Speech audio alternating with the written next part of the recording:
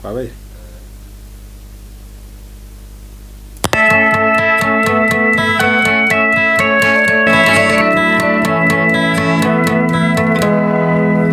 Break down the awkwardness, put on my boots and a lily white dress.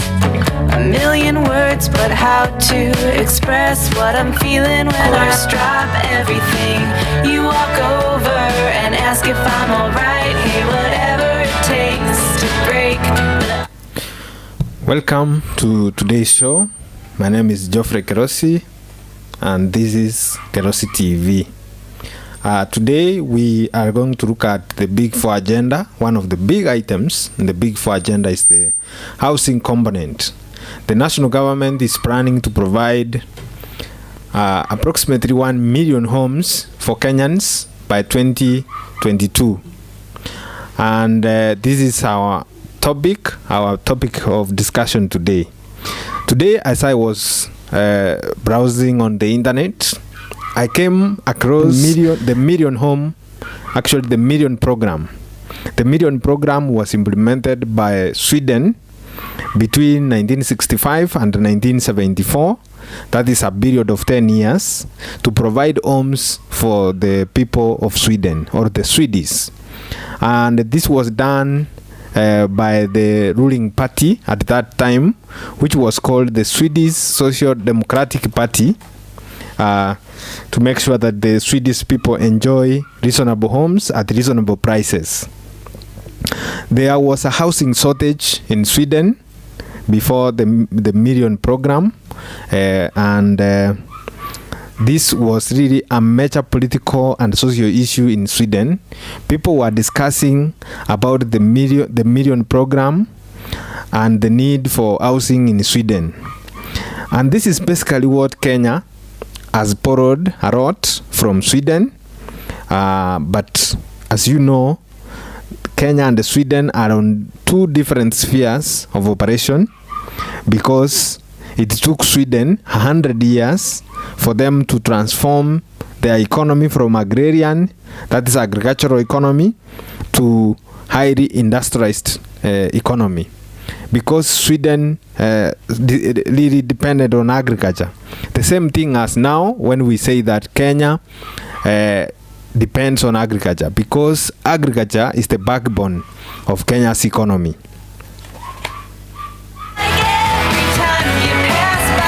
In Sweden, there was a lot of rural-urban migration during the period before 1950s, and this is what led to a lot of urbanization in that country. After 1945, millions of rural inhabitants migrated to urban areas, and I think this is where Kenya is, because millions of Kenyans are migrating from their rural homes, coming to the city in search of green pasture. I'm like, yes, whatever it takes to break the ice. Don't walk away, there's more. So just like in Kenya, as we have a shortage of housing, we don't have enough houses for all Nairobians. Right now, we are approaching the 5 million mark. We don't have enough accommodation to accommodate our brothers and sisters, our aunties and uncles who are coming from rural areas.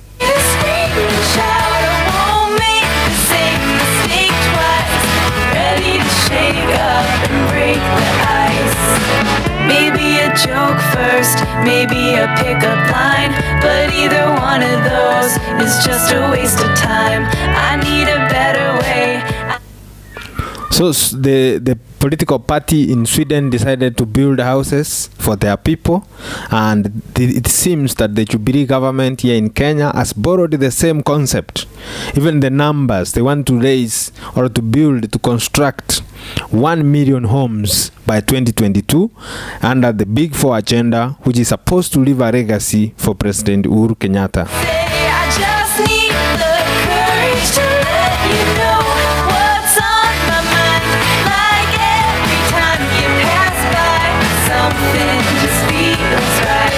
Not empathy, it's energy locked up. Over a period of 10 years, from 1965.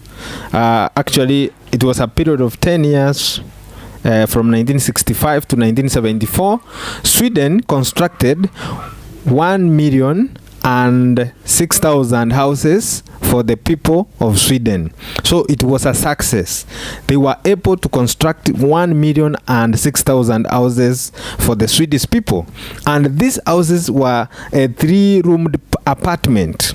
Unlike here in Kenya, where our national government is planning to construct 1-roomed houses, 2-roomed houses, which would be going at a cost of between 900,000 and over 1 million shillings. So there is 1-roomed houses. The national government is planning to sell those housing units at 900,000 shillings, and that is what we call affordable housing. Something just feels right. Not empathy, it's energy locked up. It's ready to scream and shout. I won't make the same mistake twice. In comparisons, the housing in Sweden could accommodate a family of 2 adults and 2 children. So they were spacious. This was adequate housing. Unlike in Kenya, where they would provide 1 room. Imagine 1 room accommodating the 2 parents and the 2 children or more. Actually, in Nairobi, most families have more children than what is the case in Sweden. The awkwardness, put on my boots and a lily white dress. A million words, but how to express what I'm feeling when I see you. You flash a smile, I'm like, is this happening? Just like in Sweden, Kenyans will take over a period of 30 years to repay the loans or to buy those housing units which could have been constructed by the national government and counties.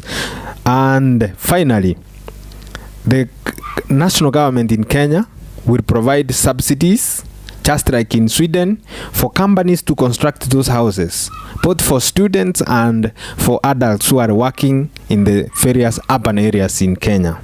Locked up, it's ready to scream and shout. I won't make the same mistake twice. Ready to shake up and break the ice. Maybe a joke first, maybe a pickup line, but either one of those is just a waste of time. I need a better way, I need some... What is not clear here in Kenya is the difference between social housing and affordable housing.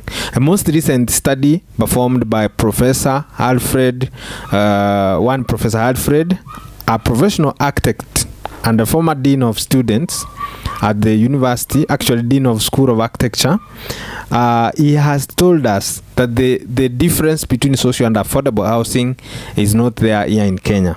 But in Sweden, there was a huge difference between social and affordable housing, because under social housing, there is a social component.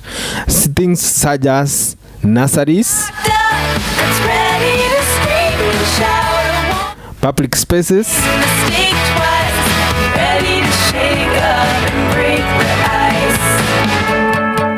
and of course libraries. Our people have to study, and in most cases people say here in Kenya that Kenyans do not have a reading culture. How can they have a reading culture when we do not have libraries near our homes?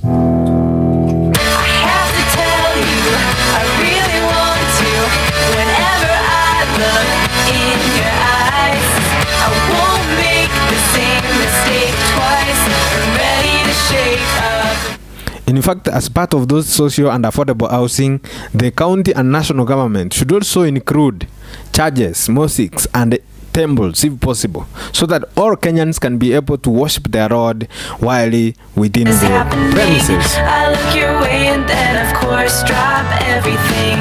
You walk over and ask if I'm alright. Hey, whatever it takes to break the ice.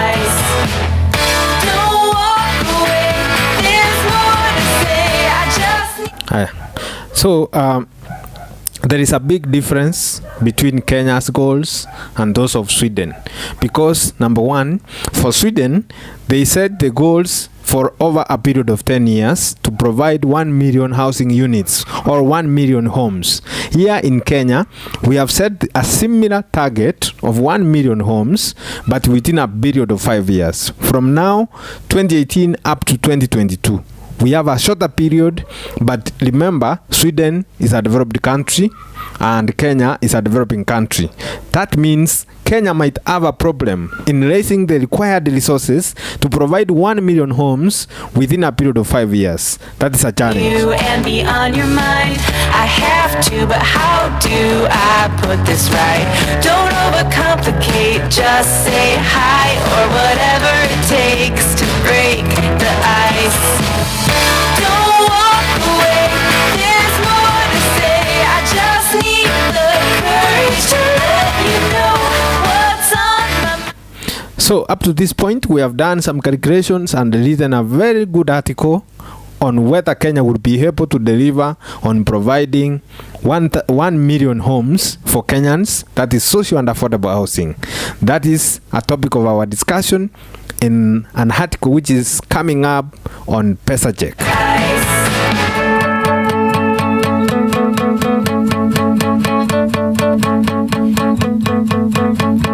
Do you have a roadmap that I can try? 'Cause I think I just got lost in your eyes.